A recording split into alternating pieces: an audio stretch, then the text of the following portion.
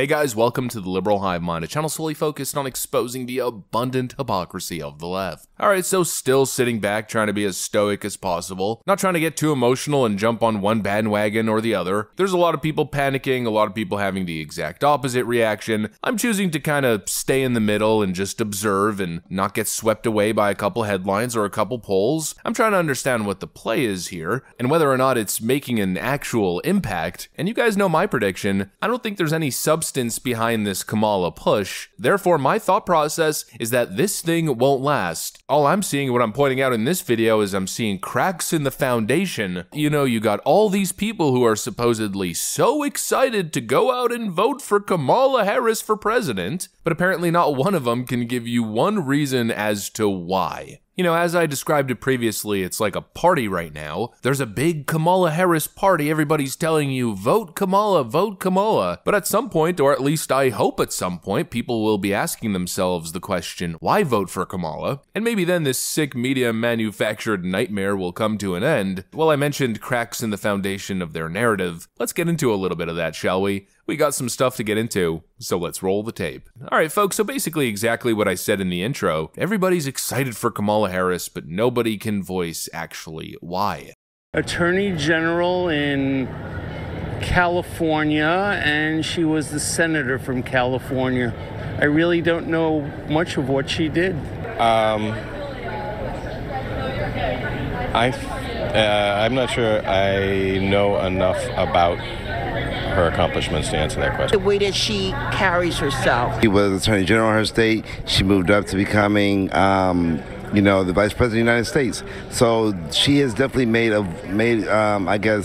she's definitely made her stamp in history of being the first African American female president, Vice President, and soon to be first Vice President as a woman of color.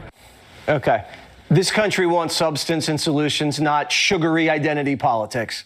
You know, it's like some weird, sick fever dream. You know, I'm left with two options here. Number one is, well, I guess people really are just this dumb. They'll get carried away when the mainstream media flashes a new shiny toy in front of their eyes, and they'll simply chase after it like a heroin addict chasing the blue dragon. It's either that or you give people the benefit of the doubt, you know, that eventually they'll figure out what's going on here. The conversation at the dinner table has got to be just how weird and contrived this whole thing has been. I know that's the conversation that's happening on Joe Rogan's podcast. It all bothers me, the fragility of the human mind.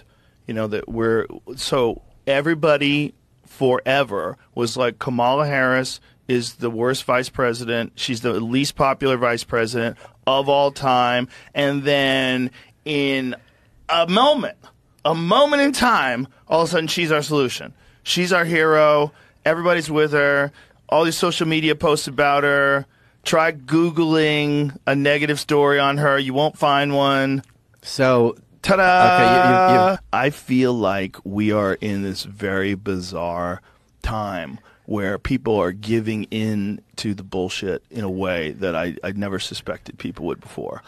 And this is one, they just want no Trump, no matter what, and they're willing to gaslight themselves to think that. And in my view, Joe Rogan tends to speak for the average Joe. The conversations going on there are what the average bros are talking about. You know, obviously people understand it, and now we got a couple months here to go, and the media is going to be working brutal overtime, constantly trying to patch up narratives, mystify the past, rake over their footsteps. I mean, they need to pull off 3 months of a perfect fake news propaganda scheme, and that right there I think is going to be pretty difficult to pull off. You know, maybe it's just me, but the blatant fake news here, this rewriting of history that we're seeing play out in the media in real time, well, it just reeks disingenuous, totally fake and phony. The issue is, can she articulate an argument? How is she going to talk about the fact that she was in the building when the border went to chaos, when the economy went down the gutter, when we have a world in disarray, when the combination of Biden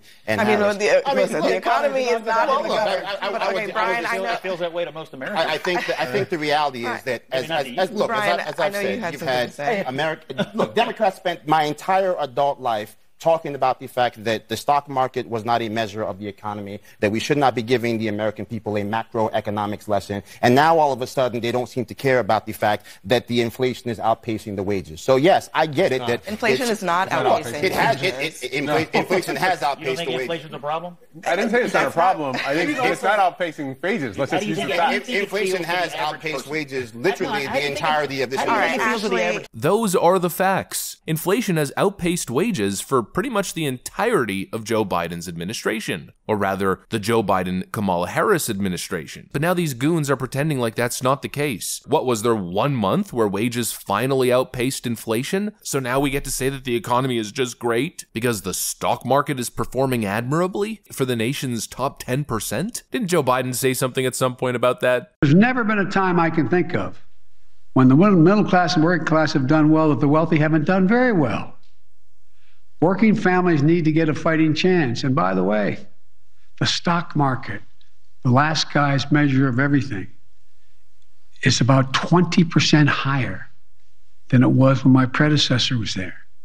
It has hit record after record after record on my watch. You know, now all of a sudden, macroeconomic trends in the stock market that might be trending towards slightly positive now mean the economy's working for everybody. What a bunch of ignoramuses. They've got to keep this up for the next 3 months. They got to keep doing what they've been doing, telling you to your face that what's happening isn't actually happening. It's been 4 years of inflation gaslighting. The economy's not bad. You just have an inability to be happy after the pandemic. Remember when they told you that? Well, now they're engaging in the exact same practices. You know, we saw inner city communities in New York and Chicago get inundated with illegal migrants, actual non-citizens who illegally migrated into the nation, skipping the process, disrespecting the nation's borders, while those people got put in the most vulnerable of neighborhoods, sucking up resources from those who actually need it. And of course, that failure falls on Kamala Harris's shoulders. We saw the outrage that was happening in places like Chicago. This country and get a stipend, link, a free room and board, free child care, and some of them are getting Social Security. And when my ancestors were released from slavery, they got the clothes on their back. But yet they were told to be happy. So why am I and everyone in this country footing the bill for people who are non-Americans, who don't vote, who don't fight in any of our wars, who've never paid a tax? And we're told that if we say anything, we're xenophobic. Tell me why. 60% unemployment rate for 18 to 24, and you got money for migrants.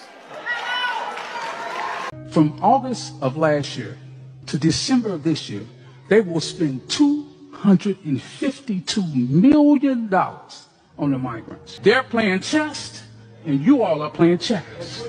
You are damning our youth, our next generation, to poverty by you all doing these political speeches. There was an obvious discontent with this administration. That's the Biden-Kamala Harris administration. And now instantly all of that goes away because the media has decided to overnight rebrand Kamala Harris as a brand new shiny woman, the key to solving all the problems that she created. I mean, really, Kamala Harris's policies, her track record devastated the city of Chicago, and all she's got to do to make it all go away is bring Cardi B to twerk on stage. Look, maybe that's happening, maybe that's real. I refuse to cower in the wake of this media propaganda blitz. I'm going to remain faithful that people are smarter than this, that people are going to wake up to this clear and obvious scam. I'm not frickin' buying any of it. I think the people are smarter than this, and eventually the emperor will be caught without clothes. Anyways, that's what I got for you guys. Thanks for watching, and I'll see you on the next one.